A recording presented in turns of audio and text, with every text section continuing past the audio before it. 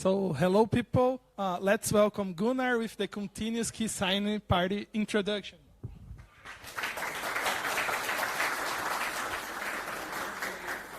Hello, thank you. Well, as it was said earlier during Marga's session, this is one of those bits of DebConf tradition, lore, to which we give a lot of importance.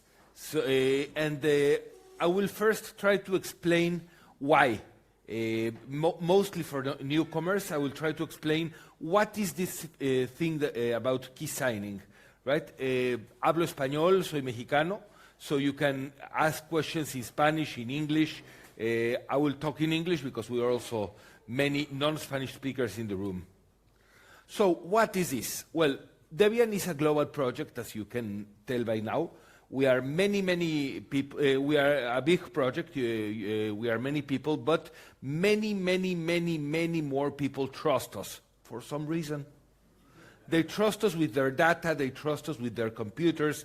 They trust us with all of what's of value technologically for them. Would you trust me if you don't know me? Can you give me your house keys, your car keys? Can you give me your wallet? Well, they know me already, but some of you may not. Can you share with me your email or instant messenger history? The thing is that if you use Debian, you do trust me, even if you don't want to. Yeah, you trust each person that has access to the Debian archive, like 1,200 weird people, volunteers throughout the world. You trust us because I can upload arbitrary packages to the Debian archive. And that's what this is about. Who can modify your computer? I can. I can upload packages that will steal your data. I can upload packages that will run as root in your computers. So can many of us. Of course, we could do terrible harm if we were so inclined. I have more power in your computer probably than yourself, because I know my way around it. Of course, I am a nice guy, right? Please believe me. I mean, look at me, right? People in this room have said they do trust me. Well, why wouldn't you? Okay, get to know me, share some beer with me, or some wine with me, or some non-alcoholic beverage even with me. You will find I am a nice guy and I'm trustworthy, and that I am a good member of this project I've been working with for a couple of decades. And you only have to do that 1,200 times with different people around the world, and you will trust everybody, right? Yeah. It's fun. It's not easy. The thing is, we have to find a way to trust our identities. And, well, yeah, we're not going to assert that each Debian person is a good person, but we have to assert there is a way to trace the identity, to know who we are. There's too many people on the internet, and we cannot get to know everybody. But we can trust somebody. And again, this is just trusting they are the person they claim to be. We can trust their identity is true for whatever value of true we want to decide. So how can we do trust management to people we don't know? Well, one way would be centralized trust. Maybe it's not exactly the same in Mexico and Argentina, but it's common for me to enter a building and I will find somebody at the door and they will tell me, oh, please give me your document. Dame tu DNI. When people ask me for my DNI here and they start giving them my Mexican national ID string, WOIG 760427HDF-LSN02, they don't know how to write it because it's a different encoding, right? Anyway, the thing is I produce an official document. I give them an official document and they say, oh, okay, if the government, which I trust already for some reason, believes you are that person and they gave you this ID, I will also believe them. But the thing is, we as a project do not work in a centralized way, practically for anything.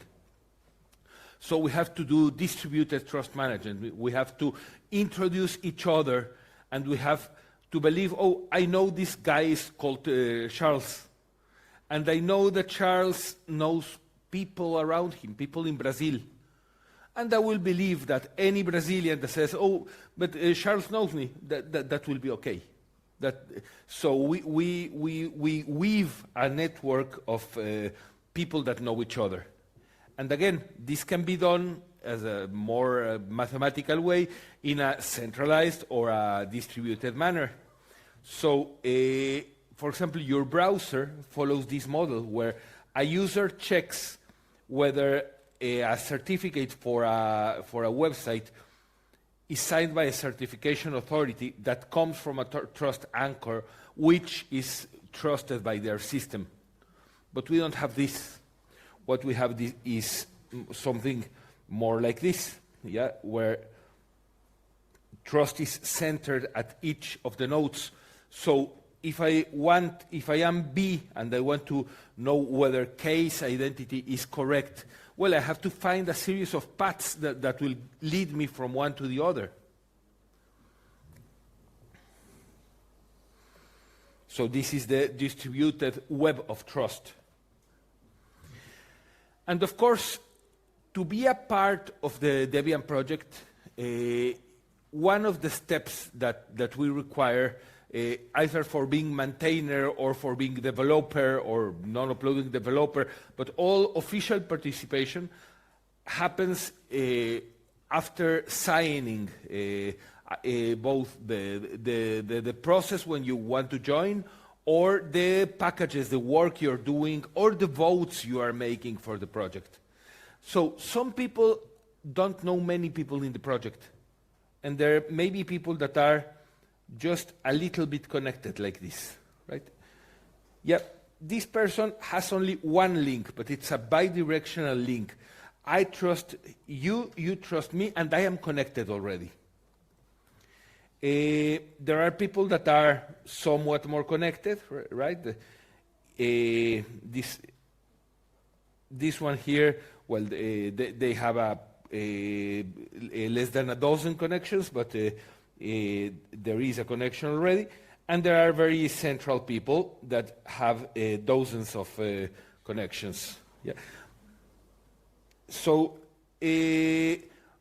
not every free software project uses this idea. Debian does. Several other projects also do. And we can overlay our network of connections with other projects. But for Debian particularly, having a cryptographic identity based on OpenPGP and having it signed by people already in the Debian project enables you to join the project and start contributing. So I'm not going to do a tutorial here. It's not the... the reason for this talk is twofold. First, to explain what this is about, and on the other hand, to explain how we are doing it. As Marga said, in the past, we used to have everybody set up two lines and face each other, everybody with a passport on one hand and a freakishly long list on the other hand. And, oh, I am Gunnar, I'm from Mexico, I checked everything. Oh, I am Gunnar, I'm from Mexico, I checked everything. Yeah, so we would do a very bad job of authenticating each other. We don't do that anymore. Last time I took part in such a thing, we were over 270 people checking each other's identity. It took 3 hours. There were a couple of, genuine experiments, but at some point somebody started using a fake ID to see how long it would take for somebody to notice. Well, we decided that is not the way. What we do now is we will exchange the cryptographical verification of one single file we all have access to, and I will soon share the URL. And each of us will go on our ways and start saying, well, I am your friend, let's exchange signatures. Okay. So, for this talk, I am assuming you already did this. If you didn't, wait a bit till the end and I'll explain a bit more. You already have an OpenPGP key pair and you know its fingerprint. And you shared it with the registration. If not, we can help you later. There is a package in Debian called Signing Party. It has mainly one important tool to do this. It's called CAF, Certificate Authority Fire and Forget. This is a tool that will find the signatures, find the public key material for all of the people you tell it you're going to cross-sign with, fetch it from the key servers, sign it locally, and then send it by mail. It assumes a couple of things, but it does a very good job. So I sent a message both to my personal blog, which is syndicated in people in planet.debian.org, and I mailed the DebConf26 mailing list, which Marga also mentioned. And you all have access to this file. Yep. Don't worry to take note. It's also, the URL is here. I will go talk about this paper very soon. But this is just a convenience paper. If you do not have this paper with you, you can grab one from that little table, bench, whatever. And if you grab it, please thank Ben Sommers for laying it out, because it's a great job that he did. And I will read from here a bit. I don't have it on my screen, but it's similar, right? During the Keysigning Party's opening ceremony, we will read together this checksum. What you all need to do later is to download the text file, verify that it has the same checksum, so check cryptographically it's the same text file, because otherwise I could be injecting bad data for you. Well, start working down on it. So, I will read what's... yes, Andrew? Microphone, please. Gracias. You should mention which hash you have used to construct this checksum. Oh, yeah, of course. This is a SHA-256 hash. Thank you, and it's a mistake. I didn't write it here. It is written in the paper. So I will read from here. If you have your paper, verify it's the same, and then verify the text file. That's the most important part. So I have 0337 D922 5E6D 44EE 1302 5685 CD53 93B0 D673 E5B2 5E95 5984 27F9 7922 E340189C. Okay? Here on the list, on the format prepared by Ben, we have a list of people with, the order means nothing, but you have to find the people you're going to cross-sign. So I know I am number 8. And I will tell you when we meet, oh, I'm Gunnar Wolf, I am number 8. And there are two things, oh yeah, and it's here in the batch, right? Number 8. And this is next to the same fingerprint you will see next to my name. you can ask, you should ask the person you're interviewing with two things, as it says here, right? Tick after ID check. Do you trust this person's identity or not? And tick after fingerprint check. So it would be enough if I tell you, well, this is my identity, I already checked it, because we know this file is the same for everybody. Okay? I wanted to show this live, but I don't have network access right now. But I have a personal map for each of you, showing who are your neighbors, I mean, who you have cross-signed with, and whom you have not yet interacted with or cross-signed with. But you could also, if you're not part of this paper, you can just write your fingerprint on any random paper. I have a couple of like business cards that I prepared that have my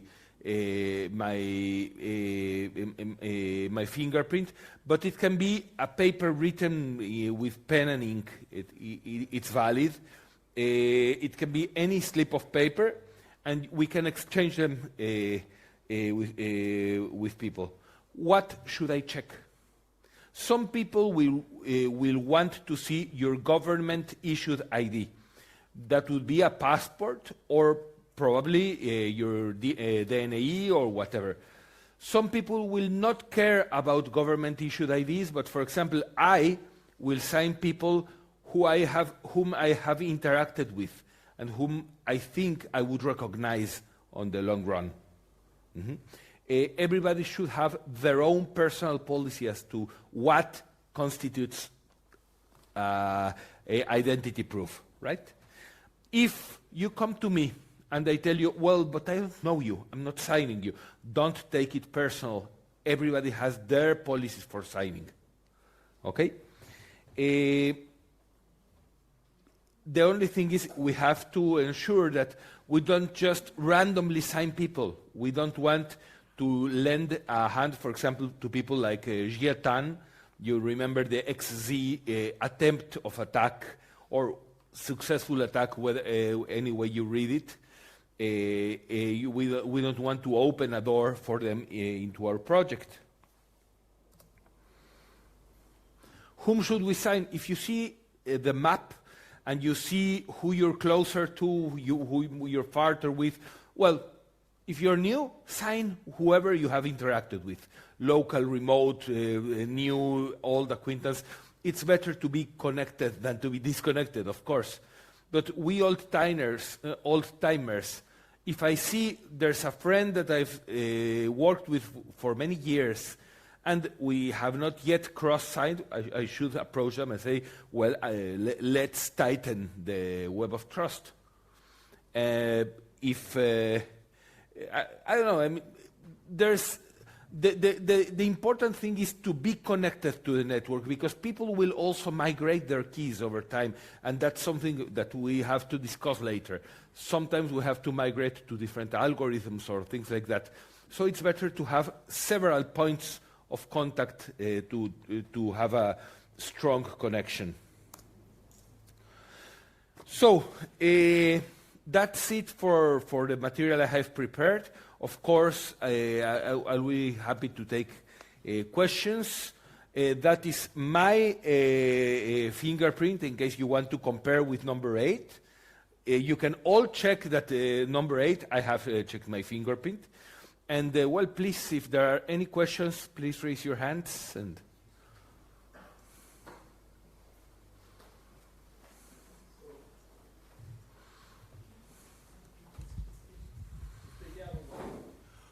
so something I've been doing for some time as well is to save carrying pieces of paper. If you don't have your fingerprint handy, display it on your screen or similar on a nice big font, and people can take photos of it. Take a photo on your phone, and then you can try. Of course. You have it later without losing key slips. Of course, that's also a good thing. Can you briefly explain how you handle key expiration and what algorithms do you use for signing? Yeah, okay. I think this may be also a good thing to schedule a session, above session about, but there are many personal policies. What I want people to do is to always have an expiration date on their keys, because sometimes you may leak a file. So my expiration is to renew like for 18 months, and then after 1 year to renew for another 18 months. My key, I am using elliptic curve cryptography, which is ED25519, but we also accept RSA 4K or even 2K. You should not use 2K, but we still accept it. And we are starting to discuss about the migration to quantum resisting protocols, but my answer right now to Kurt, who asked me recently, is that it's still not yet standardized in the OpenPGP ecosystem. So I would, right now, we have to stick with elliptic curves as like the best possible, but we do have to push for more than that. But again, if there is interest for this, I will schedule also a BOF on practices on handling your keys. Okay, so our time is up now, but you can always find Gunnar around. You can always talk to people. So let's thank him for the talk. Thank you very much.